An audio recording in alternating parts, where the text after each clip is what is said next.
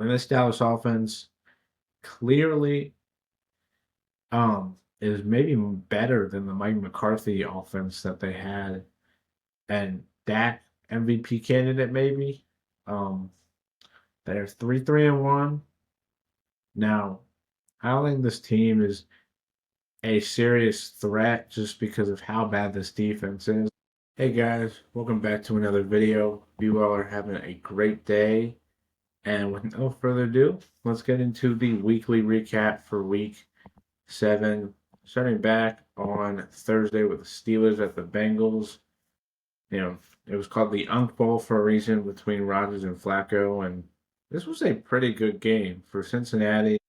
A huge win to keep their season alive. Like if they had lost this game 2-5, you're probably thinking, hey, it's a lost year. We got to move on. But you get the win. They play the Jets next week, who look horrible, so that should be a win. And then they have the Bears before their bye, so they could be 5-4 and right in this playoff mix. Not saying they're going to make a run to the Super Bowl once Burrow gets back, but they could keep this team competitive. Flacco looked great. I don't know what it was, but since the second half of the Packers game, he's looked really good, despite not really knowing the offense in Cincinnati. And the defense came up with some timely turnovers to help this offense continue to get momentum swinging their way. And this is a huge win for a Bengals team that needed a win like this. Because if they had lost this game, um, it kind of was like this is a lost year, but you get the win for Pittsburgh. I mean, this is a Mike Tomlin tradition at this point, and everybody was hyping them up at 4-1. But you look at those wins; it's against a bad Jets team, which they almost lost that game. It's against a Patriots team that really was the better team. They just kept on turning the ball over. The Vikings game, which Pittsburgh almost lost, but then Minnesota just kind of fumbled at the end, and then a bad Browns team. Like their wins aren't that impressive. Like they probably should have lost at least 3 of those games. So like their 4-2 record makes it seem like they're better than they are. And I mean this is Mike Tomlin tradition. You know, he starts to have this team rolling. Everybody's like, oh maybe this is a different Pittsburgh team, and then they start to lose games they shouldn't. And this is why the AFC North is wide open and why the Ravens, despite being 1-5, can still win their division. Moving on to the London game, and I mean the Rams might have just transformed the way that you prepare for these London games. They didn't get in until Saturday, so they were only in London for like 24 hours or so, something like that. Like they were barely in London, but dominated despite no Puka Nakua. This Rams team looks amazing. They're a for real contender in a wide open NFC. Devontae Adams, I mean, everybody knew he was good, and he showed out. Um, this defense was amazing, and I mean, the Rams heading on the bye at 5-2. NFC West really, really competitive. It'll be interesting to see which of those 3 teams, the Rams, Niners, and Seahawks, oh, gets the win. For Jacksonville, I mean, disappointing loss to head on your bye. And now they're 2 games behind the Colts. And, you know, it kind of feels like it felt like 2 weeks ago against the Chiefs when they get that huge win. It's like, hey, this Jags team maybe, is better than other ones. But these last 2 weeks, I get against very good teams, but it's like they just have not played well. Shout out to Travis Hunter having his first NFL touchdown and really his breakout game on offense. But this Jags team very inconsistent. They do have an easier schedule off the bye, so they could start to rack up some wins. But I'm just not buying into this team. Very inconsistent, like very, very inconsistent from week to week. And unless Liam Cohen can get this team more focused and not having all these penalties because those are hurting them too. It's going to be a long season for the Jags. And yeah, moving on to the 1 o'clock slate, Bears at Saints, or Saints at Bears, my bad. And Chicago, I mean, Caleb probably had his worst game so far, and they won the game. They're on a 4 game winning streak, and they take on the Ravens, and that could be a win with how the Ravens have looked. But DeAndre Swift, Kyle Monengai looked amazing on the running the ball, and it's good to see Chicago getting that running game going that really was non-existent for the first couple of weeks. This defense continues to make plays in Chicago and in North that is really, really competitive. I could see them making a push and, getting to the playoffs with how well they look. Um, just got to continue to get wins like this, and maybe Ben Johnson is clearly turning this Bears team around, and we could see them finally look like a contender for years and not just a one-off thing. For New Orleans, it was not a great game. I mean, Spencer Rattler probably had his worst game of the season so far. He multiple picks. I know he had a couple, good passes down the field, and this game was at 6 point game early in the third, but it was just hard to watch this offense play for much of the game. Like Rattler could not do anything. It felt like this offense was just getting dominated. That defense did play well, and that's a good sign to say. But I mean, it's a rebuilding year for the Saints. My man, they're 1-6. They got the Bucks next week. Maybe they keep that game competitive, but it's going to be a lost season in New Orleans. We'll probably have a top 5 pick at least in next year's draft. To another team that will have a top 5 pick, the Dolphins. They got dominated by Cleveland, and I mean the Browns just took advantage of a bad team. I mean, you rarely see the Browns take advantage of another team being bad. Usually the other teams are taking advantage of them being bad, but Cleveland did it. Dylan Gabriel played really well. I mean, I don't know if it's Miami's bad defense or what, but he looked pretty good. They're 2-5. Quinshon Jugson's had another great game, and he's clearly showing that he's one of the best young running backs in the league. The defense obviously made multiple plays, and this Cleveland team, not as bad as um, I think most people thought. They're going to be competitive. They're going to win some games, and at 2-5, the season's obviously not going to end in playoff berth. But if they can finish like 5-12, 6-11, and show that they can be maybe a decent team, there's a bright future there. For Miami, this is a lost year. I'm surprised at least Mike McDaniel hasn't been fired with how bad this team looks. I don't know if Stephen Ross is just waiting until the end of the season, but I mean, this team seriously needs changes from the top to the bottom. I mean, Tua looked horrible after a Chargers game where it looked like he was starting to get it going, and then he looked awful in this game. I mean, he got benched because of just how blown out the game was. He had multiple picks, playing pick sixes, and this Dolphins team 1-6. They just do not look good, and it's a lost year. And hopefully in the offseason they move on from the coach and GM, they move on from Tua, and Miami can finally get a fresh start and just hopefully have a brighter future than what they do now. But on to the Raiders at the Chiefs, and the score kind of makes it seem like it was closer than it really was. KC dominated the Raiders. I mean, this Chiefs team looks better than maybe they ever have in the Mahomes era with how great this offense looked. Getting Rashee Rice back who had 2 touchdowns. It was the first time Rice, Worthy, and Hollywood were all in the same game together, which is crazy to say, but everybody forgets that Hollywood missed I think the first like 15 games last year, and they're getting injured. But hey, I mean, the Chiefs look as dominant as they are. They are for real contender. We all knew that.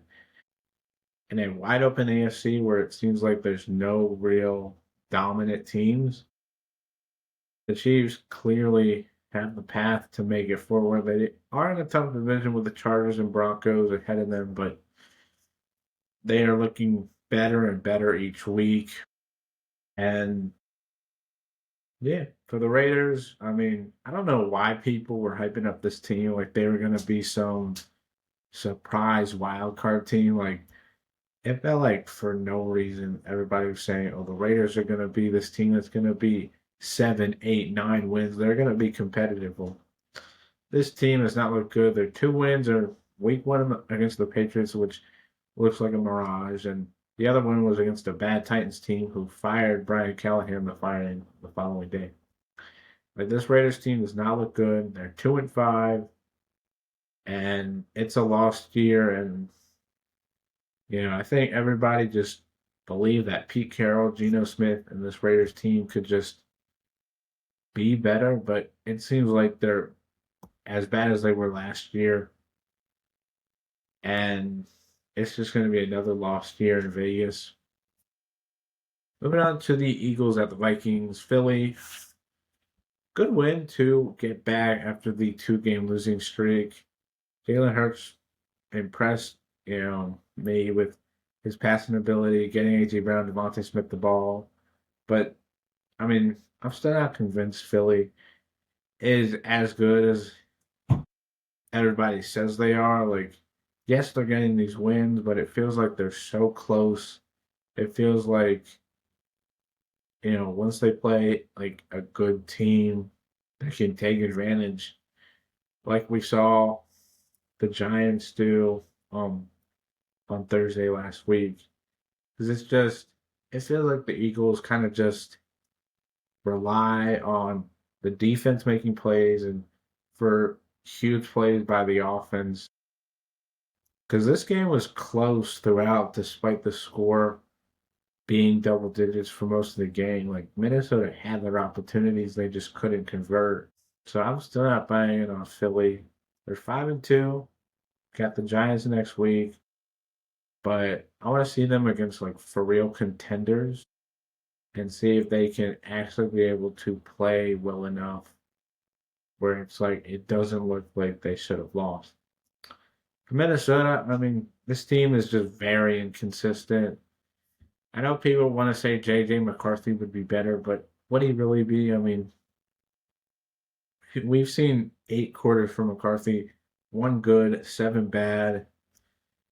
You know, I just think Minnesota made the wrong decision in the offseason, not maybe keeping Darnold, not maybe bringing back Daniel Jones, and maybe not bringing in Aaron Rodgers. Like, all three of those guys, they had opportunities to sign in the offseason, but they went with McCarthy, believing in him, and I think they made the wrong decisions, and it's going to hurt them this year because they have a Super Bowl caliber roster, but if the QB play isn't that good, like it so far has been through 6 games, it's not looking very good for the Vikings in a North that's very, very competitive right now.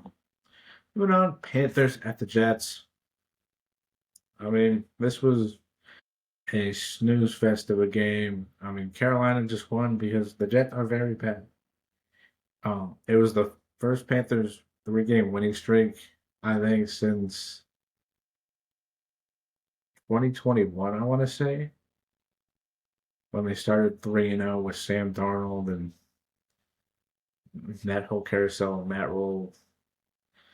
I think it was their first road win this year since last year. But hey, the defense looked good against the bad Jets defense. They have a test against the Bills this week. It's looking like Bryce Young will not play after he injured his ankle late in the game, but I want to see how Carolina looks against the Bills. If it's a close game and they like lose by like a touchdown or like it's close, and then Buffalo just is the better team that just take away with it, then I can buy into this Panthers team with how well they've looked. They're 4-3. I think it's the first time they're above 500 in a while. So shout out to this Panthers team that maybe finally is back to being a decent NFL team. For the Jets, they finally benched Justin Fields. I mean, that was one of my bad preseason takes that Fields and the Jets were going to be much better. They're 0-7. I don't know when their first win comes. Maybe it's when they play the Dolphins again. We'll have to see. But Tyrod Taylor hopefully will be better than Justin Fields. But this is a lost year, and maybe this is what the Jets, surely need. I mean, Aaron Glenn seems like he's going to be a one and done coach, which I mean I hate to hear, but the Jets just have not looked very good, and he kind of was holding on to Fields being the starter for too long. Like that week one game seems like a mirage so much. Seems like the Steelers defense is just that bad, so the Jets were just able to just play well. Because so far they've looked horrible. Um, it's a lost year. They're still winless, and I don't know when their first win's coming. On the Patriots and the Titans and New England 4-game winning streak, 5-2, first place in the AFC East for the second consecutive week. And this team looks for real. Drake May looks like an MVP candidate. This Patriots team looks like a Super Bowl contender with how well they look. This is the Titans, so granted, take it what you will. Apparently Drake May um, beat Tom Brady's best completion percentage, minimum 20 attempts, and apparently Mike Vrabel and Drake May won 3 games on the road, which Belichick and Brady never did. Not saying May and Vrabel are going to be a better coach QB duo, but just the stats I heard. But New England 5-2, they look like a for real contender, and I mean this team has more wins than they did the past 2 years. They won 4 games in both 2024 and 2023. They have 5 games that they've won through 7 games so far. Mike Vrabel clearly is showing the Titans that he is a great head coach, and this team, I don't know if they'll be a Super Bowl contender just because they are very young, but I think they could be a threat in the coming years, and it's looking really good. For Tennessee, I mean, it's just a lost year. Sorry to break it to you, but this team just is not very good. Cam Ward continues to make bad mistakes, but what is he supposed to do when your offensive line is one of the worst and your receiving core is a bunch of guys who are either rookies or just older veterans who don't know how to play anymore? I mean, the team just released Tyler Lockett because he wanted to just be off the team. Um, it's a lost year in Tennessee, and I think teams need to start to realize that maybe we should fire these coaches a year prior because I think it's hurting the development of these young rookie quarterbacks. We saw it with Trevor Lawrence, Bryce Young, Caleb Williams, and now Cam Ward. We'll just have to see how Ward does throughout the rest of the year, and hopefully it can find a legit coach and talent around Ward to help this team get back to some of the glory days they once had. We're on to the 4 o'clock Eastern game, starting with Giants Broncos. What a game. I mean, Denver, it looked like they were going to have a huge upset loss. It looked like the Broncos couldn't do a thing. But Bo Nix in the fourth quarter, I mean, and they broke the record for most points scored in a quarter. And I think they broke like multiple records of like trailing with like certain amount of time left, winning the game. But shout out Bo Nix, shout out this Broncos team. On the day they inducted Demaryius Thomas, who, rest in peace, died at 33. They scored 33 points on the day they inducted him into the Ring of Honor and honored that Super Bowl 50 team. Great win for the Broncos. For the Giants, tough loss. Jackson Dart was every bit for real as this team's franchise QB. He looks amazing. Another multiple touchdown on the pass and run. He looks for real. Maybe fire Shane Bone with how bad this Giants defense has looked at times. They were up 26-8 with like 10 minutes to go. I know Dart throws that pick, but like most teams should win games like that. But you're 2-5. And this is just a year for Dart to go out there, play well. Him and Scatterboo, Wandale Robinson. Just get these young guys playing well and move on to 2026, hoping that this team can improve and continue to get better. Moving on to Colts at the Chargers, and I mean Indy, they look like a for real contender. I mean, Daniel Jones MVP maybe. We'll just have to see. Jonathan Taylor maybe MVP or Offensive Player of the Year with how well he's looked. Tyler Warren has looked amazing. He could be the Offensive Rookie of the Year. This defense has completely turned around in just one season. Like, they went from last year under Gus Bradley being one of the worst, even though they had the talent, to Lou Anarumo, who clearly is a very good defensive coordinator. He was just kind of the scapegoat for the Bengals last year.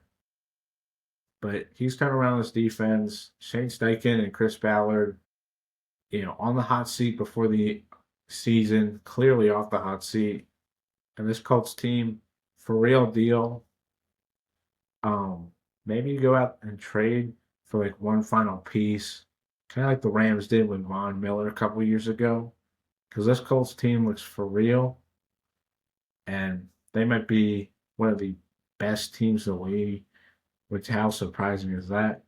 For the Chargers, I mean, I know the injuries have piled up, but this team was once 3-0. They're now 4-3. They have a Vikings team coming to SoFi this Thursday, and it's kind of like a must-win game for the Chargers. But the Chiefs now getting back into rhythm and starting to win these games and looking like the old Chiefs, and with the Broncos now in first place and continuing to get wins, it's a must-win game. LA needs to, I know they're banged up, but it just feels like this Chargers team went from 3-0 and everybody's saying, hey, this is a contender for the Super Bowl, to being 4-3, and very much a team that has started to fall apart, and it feels like maybe, just maybe, the Chargers aren't as good. Kind of like the Packers aren't as good as everybody said they were before the year. And speaking of the Packers, they took on the Cardinals. And this was a game very, very interesting. I mean, Green Bay kind of feels like ever since those first 2 weeks, Green Bay's offense just hasn't been the same. I know Jaden Reed's been injured and the offensive line has been banged up, but still, this Packers team just doesn't feel the same. And they'll take on Aaron Rodgers on Sunday Night Football this upcoming week. But Micah Parsons' first 3-sack game of his career, apparently. That helped out. Jordan Love made some great plays down the stretch. Josh Jacobs, Romeo Doubs. This team played well down the stretch, but once again, another game where it's like you'd think the Packers would be a lot better.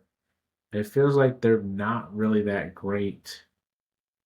It feels like they're kind of winning these games because the other team is just like, it feels like the other teams are just hitting themselves in the foot and allowing Green Bay to take the win. So I'm not that confident in this Packers team going forward. We'll just have to see. Cardinals, I mean, is it a hot take to say maybe Jacoby Brissett should be the rest of the year starter? I mean, the last 2 weeks, Arizona's offense And really, team in a whole has looked so much better with Brissett in the center.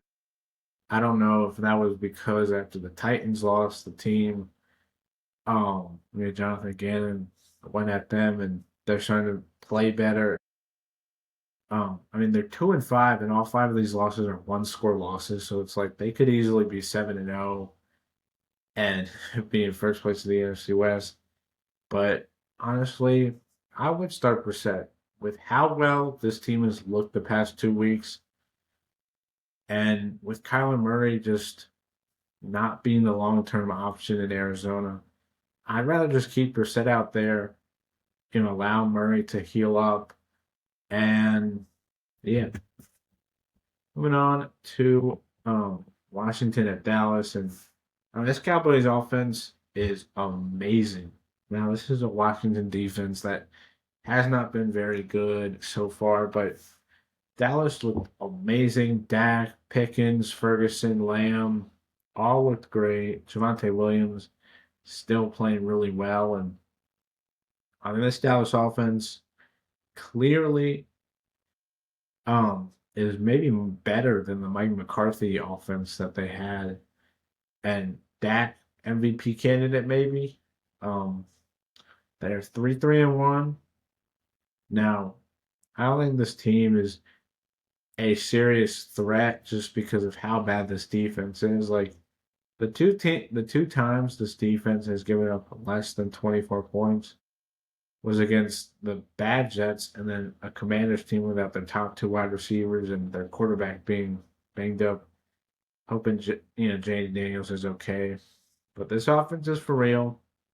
They can contend with any team, but this defense is really going to hold them back, and it'll be the reason that they don't make the playoffs for Washington. This team is not as good as they were last year. Already 4 losses when they had only 5 last year, so clearly they're not going to be better than last year. The injuries are piling up, but it feels like this defense isn't that great. And everybody knew entering the offseason that their two biggest needs were corner and edge rusher, and they didn't really address those with any big time guys. Like it kind of just felt like they relied on the guys they had, and they drafted a couple guys in the secondary saying, hey, we trust our guys to play well, and it just hasn't felt like that's really helped them out. And I think this Washington team, you know, I think they do need to change some things up and they need to address those issues if they want to be contenders for a while. Moving on to Sunday Night Football, Falcons at the Niners. Give credit to Kyle Shanahan, Robert Saleh's coaching staff. They get the best out of the players. Banged up all throughout the offense and defense. Everybody counting them out, but they played well. This defense, without star pass rusher Nick Bosa, without their captain Fred Warner, who calls the plays on the defense, and without multiple guys in the secondary who have been reliable starters, and yet they just continue to win. Without their quarterback, I think Mac Jones has played better than Brock Purdy, so I think San Fran should keep him in, even when Purdy gets healthy. But without wide receiver 1, wide receiver 2, this team is banged up all throughout, and they still are getting these wins. So Kyle Shanahan needs to be in the coach of the conversation with how well he's gotten this Niners team to play. For Atlanta, it feels like this team 1 week looks like, a for real contender that could make a run. And then the next week, like they're kind of like the NFC version of the Jags. Like the past 2 weeks against Washington and Buffalo, more specifically Buffalo, it looked like Atlanta was turning the corner. And then this game, mental mistakes at the end of the first half. This defense is still very much improved, but it just feels like this team had an opportunity to go on a 3-game winning streak, and with the Bucks losing and being 5-2, Atlanta could have been um a half game out of first place. Instead, they're 3-3. Now the Panthers are ahead of them because they're 4-3, and it just feels like this Atlanta team had the opportunity to get another huge win and improve them to show that like they can consistently get these wins. I don't think they can. I think Atlanta might just be a good but not great team, and we're going to see throughout the year. We're not the Tampa Bay at Detroit. The Lions, despite all the injuries in the secondary, very much played well. I mean, this is a Bucks team that got Mike Evans back, who now might be out for the year. Got Emeka Egbuka out. Got Emeka Egbuka back, who couldn't do anything. And you're thinking, oh, here's Tampa Bay getting the receivers back with Detroit's injuries. Shout out to Calvin Shepard and this defense for making plays. I mean, turning over the ball multiple times and really, allowing this offense to get in rhythm and play well. And this is a Lions team 5-2, head on the bye, and they're just as good, if not better, than they were last year with how well they've played. So give credit to Calvin Shepard, give credit to this Lions team just continuing to fight despite the injuries. For Tampa, I mean they're 5-2, obviously still one of the best teams in the NFC. I think they're one of five teams, or maybe six, in the NFC that are 5-2, which is crazy. Um, but this was a letdown game. I get Mike Evans got injured, but it felt like this is a game where Tampa could have moved on to be 6-1, top of the NFC, with a huge win over the Lions, and they could have carried this momentum forward. And now it feels like you lose to Detroit, Evans gets banged up, and now it feels like they're still very good, but it felt like they didn't take advantage of a situation where they could have, you know, helped this team out for the long term. And then the final game, the doubleheader on Monday night, Seahawks, Texans. And this was a interesting game. Like Seattle's offense very much played well against a good Texans defense. Yeah, they made plays. I know there were some controversial calls earlier with whether it was a safety or a touchdown or whatever. Um, but it was a huge um thing to see Seattle's offense play well. But you turn the ball over four times. Most games you're gonna lose that, but shout out to Seattle's defense, making it impossible on CJ Stroud and this offense to do anything. Like they were dominating this game for the most part. Like Houston couldn't do a thing. It's just those turnovers were helping out Houston keep it a game. Um, so Seattle 5-2. They head on the bye. They're tied with the Niners and the Rams for first place. So it'll be interesting to see how this NFC West unfolds as the season goes along. But huge win for the Hawks. For Houston, I mean, 2-4. I don't think the season's over with. I still think this team can be better, but they seriously need to improve this offensive line. How bad it's been. I know this is a really good Seattle defense, but it's just CJ Stroud had barely any time.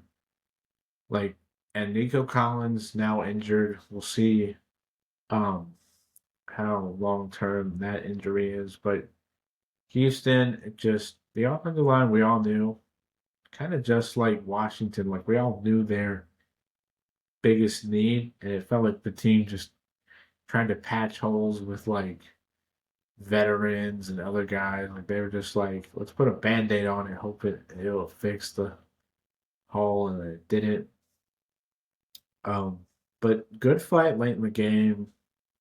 The score makes it seem like it was a lot closer than it was. Like the game was pretty dominant, Seattle, but Houston just kept it close because of the turnovers, because of this great defense. But this offense very much could not do anything for the most part. And it really felt like Houston just was hanging on by a thread because of how good this defense is. But that'll be it for me. I hope you guys enjoy the video. Like, subscribe, hit the notification bell to get notified for every video I make. And hope you guys have a great day, and I'll see you in the next video. Bye.